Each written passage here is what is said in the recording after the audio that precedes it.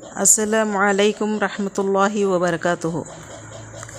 الحمد للہ رب العالمین والصلاة والسلام علی رسولہ الکریم وعلی آلہ واصحابہ اجمعین ومن تبعہم بإحسان الی یوم الدین، اما بعد۔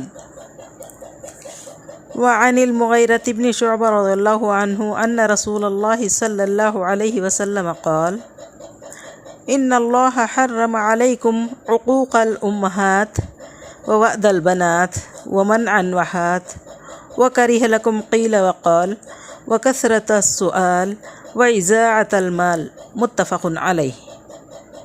رب اشرح لی صدری ویسر لی امری واحلل عقدۃ من لسانی یفقہوا قولی۔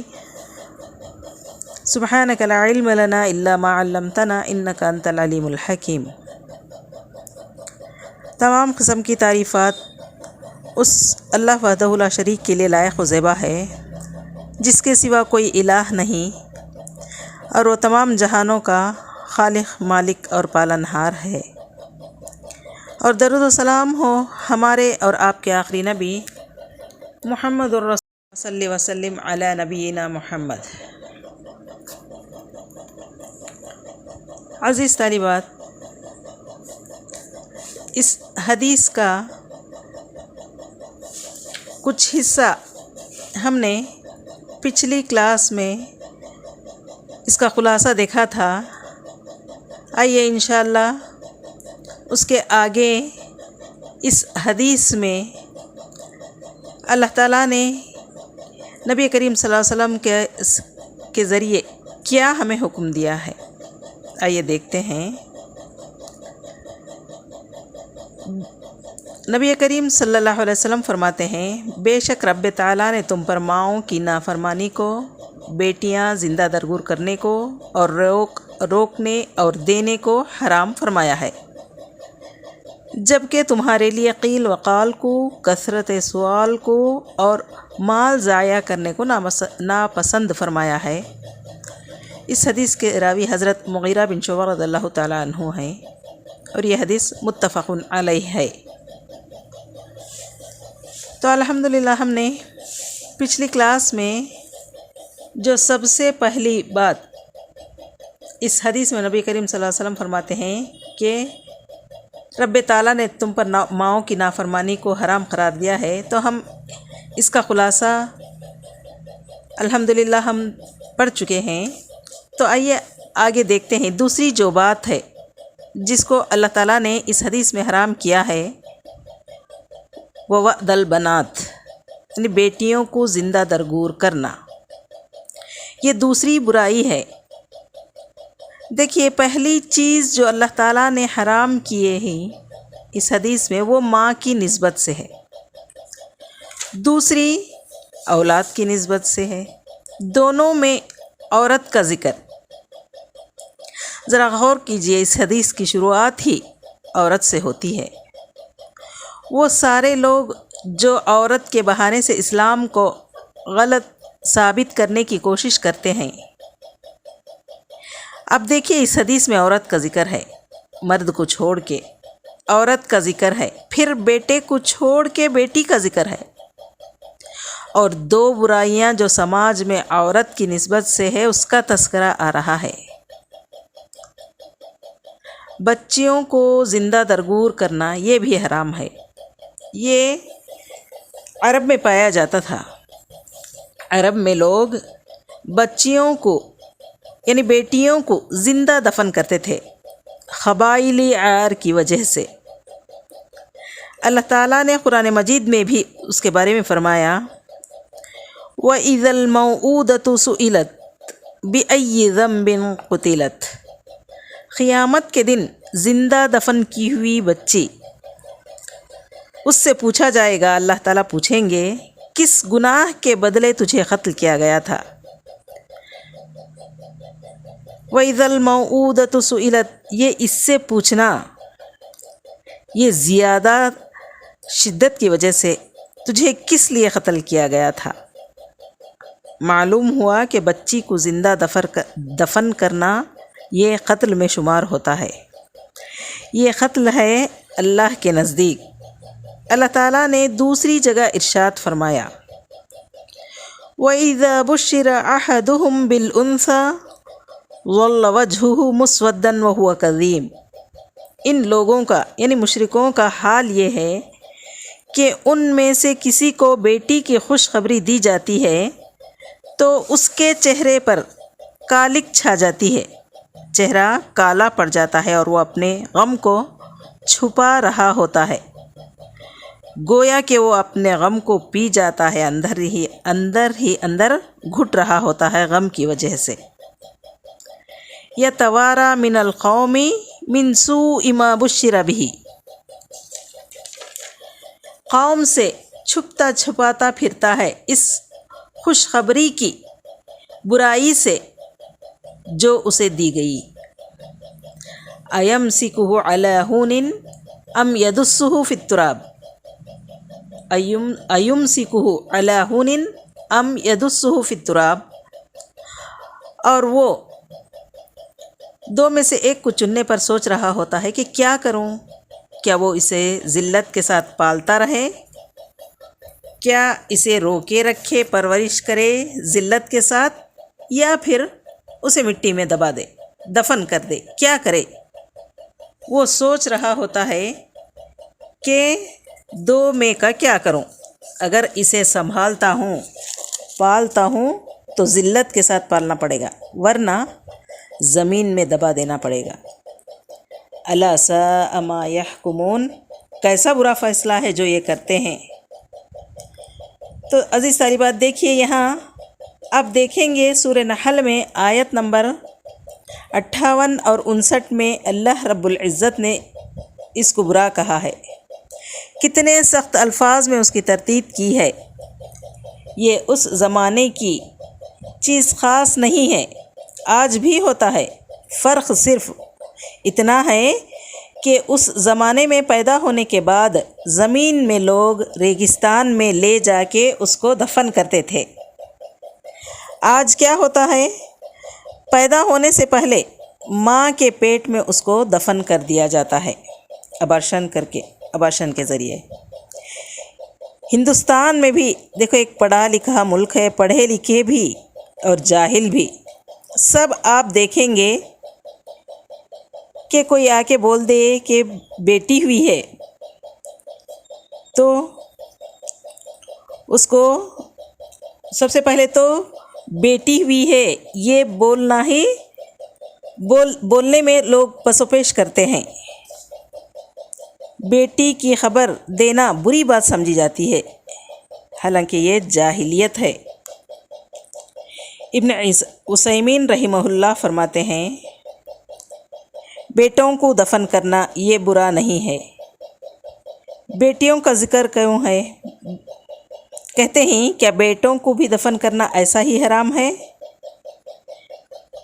ابن عثیمین رحمہ اللہ کہتے ہیں ہاں وہ بھی حرام ہے، کوئی اس سے یہ مطلب نہ لے کہ صرف بیٹیوں کا دفن کرنا ہی حرام ہے۔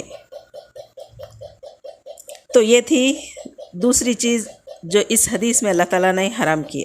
آئیے آگے دیکھتے ہیں تیسری کیا چیز ہے اس حدیث میں جس کو اللہ تعالیٰ نے حرام کیا ہے، اور وہ ہے وَمَنْعًا وَحَاتٍ، روک رکھنا خیر کو۔ ہاتھ کا مطلب ہے لاؤ، یعنی اپنے پاس کا آدمی روک رکھے اور دوسروں سے مانگے، اپنی خیر روک رکھنا اور دوسروں سے خیر کو مانگنا، اپنا مال سنبھال کے رکھنا، دوسروں سے مال مانگتے رہنا۔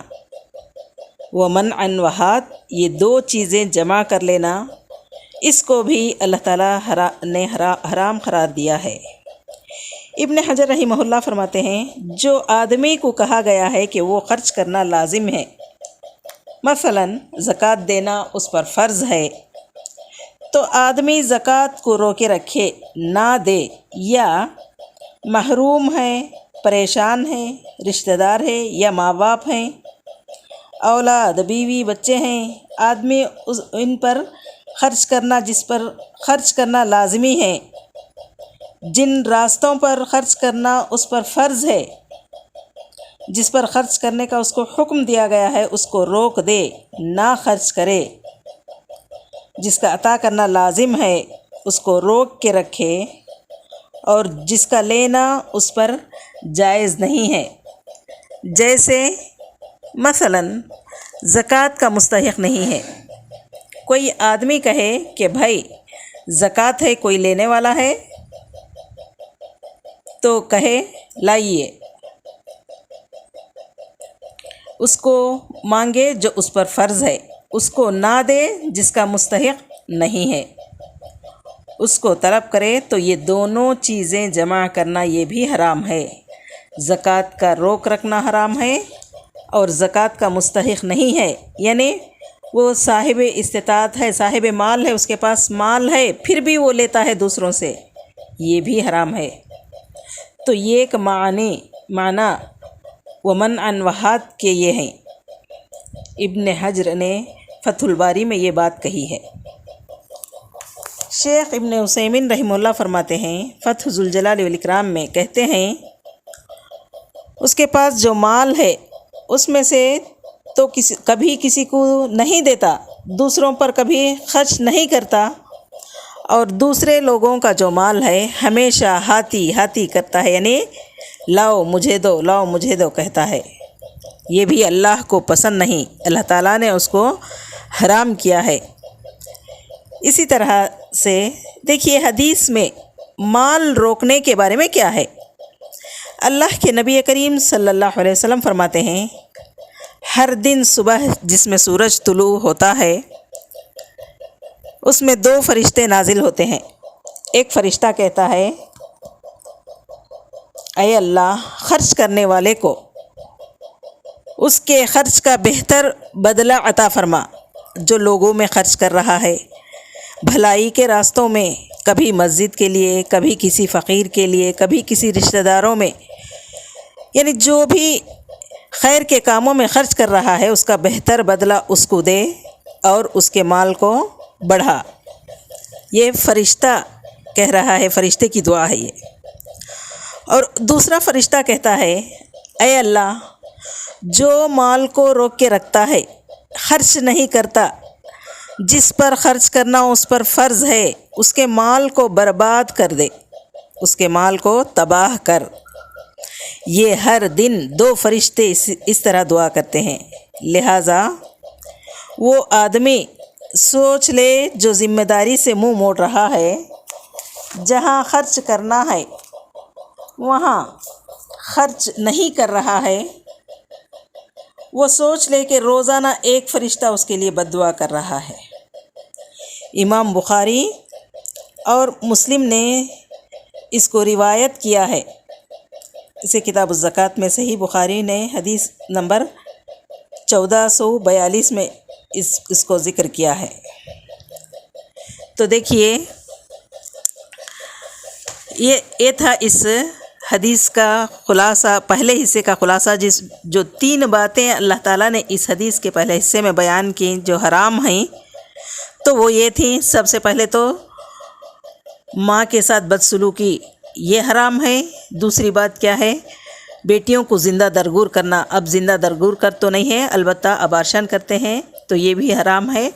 تیسری بات کیا ہے؟ اپنی چیز کو خرچ نہ کر کے دوسروں سے، خود صاحب مال ہوتے ہوئے بھی، خود کے پاس مال ہے اپنے لیے، اپنے خرچ کے لیے کافی ہے، اس کے باوجود دوسروں سے مال لیتا ہے، دوسروں سے جو دیتے ہیں زکوٰۃ لیتا ہے، جو بھی صدقہ کرتے ہیں وہ لیتا ہے، یہ اس کو بھی اللہ تعالیٰ نے حرام فرمایا ہے۔ تو انشاءاللہ عزیز طالبات، ہم آئندہ کلاس میں آگے جو 3 چیزیں اللہ تعالیٰ نے مکروہ قرار دیے ہیں اس حدیث کے ذریعے، تو وہ اس کا خلاصہ آگے کی کلاس میں انشاءاللہ دیکھیں گے۔ تو اب تک کا خلاصہ یہ تھا جو 3 چیزیں اللہ تعالیٰ نے حرام کی ہیں۔ اللہ تعالیٰ سے دعا کرتے ہیں اللہ تعالیٰ ہم تمام کو اللہ تعالیٰ کی حرام کی ہوئی چیزوں سے بچائے، اپنے آپ کو ہم اللہ تعالیٰ کی حرام کی ہوئی چیزوں سے پرہیز کریں، اور اللہ تعالیٰ ہمیں اللہ تعالیٰ کے احکام پر چلنے کی ہمیں توفیق عطا فرمائے، سنت پر عمل کرنے کی ہمیں توفیق عطا فرمائے، آمین۔ ثم آمین وآخر دعوانا ان الحمد للہ رب العالمین۔ السلام علیکم ورحمۃ اللہ وبرکاتہ۔